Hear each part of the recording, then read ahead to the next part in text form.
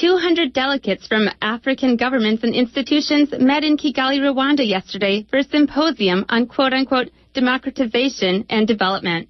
The symposium was organized by the Meles Zenawi Foundation and the African Development Bank.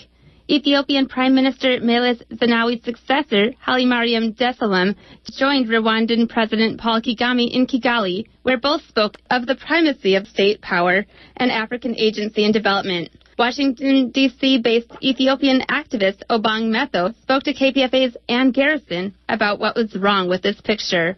Thank you very much for giving this opportunity. The whole picture is wrong.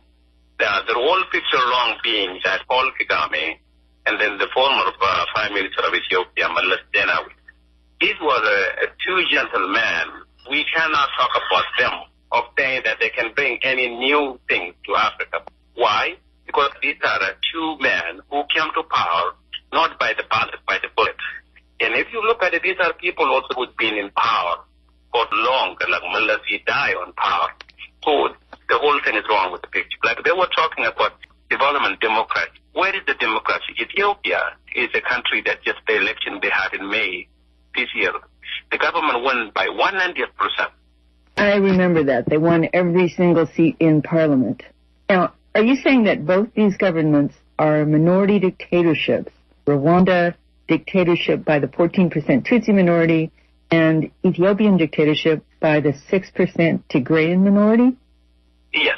Yes. In Ethiopia, the 6% is the Tigrayan ethnic group. It seems that the United States military partnerships with Rwanda and Ethiopia, based on Rwanda and Ethiopia's willingness to cooperate with and assist American forces, insulates both regimes against strong criticism from the West. Correct. Yeah, because if you look at it now, Obama went to Ethiopia last month. When he was in Ethiopia, the speech he gave was that Ethiopia had enough soldiers. He went there for a specific reason. He said Ethiopia have tough soldiers. So in other words, instead of Americans sending a Marine to go and die in Somalia to fight Al-Shabaab or to fight these what they call the terrorists, actually the Ethiopians there to send Ethiopian soldiers is pretty much like a contract. So in the name of security, the Ethiopians fought from the West for what they call war or terror.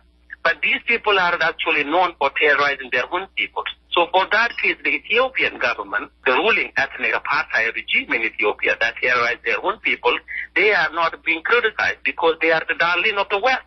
They're pretty much that from Bush till Obama.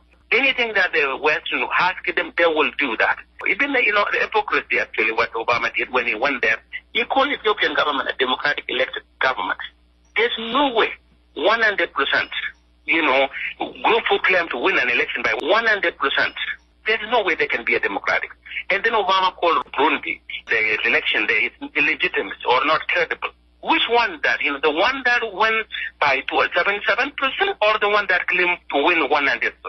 So my point is the Ethiopian, because of these so-called war or terror, the regime has not, been criticized. So, the West, even the media, but in the long run, these things will explode. So this kind of thing where you side with the dictator and exclude the people is an ingredient to disaster that where sooner or later on, if ethnic violence erupts in Ethiopia and Ethiopians kill each other, this will be the legacy of Obama.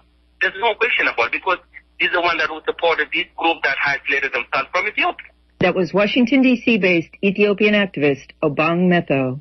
For Pacifica, KPFA and Afrobeat Radio, I'm Garrison.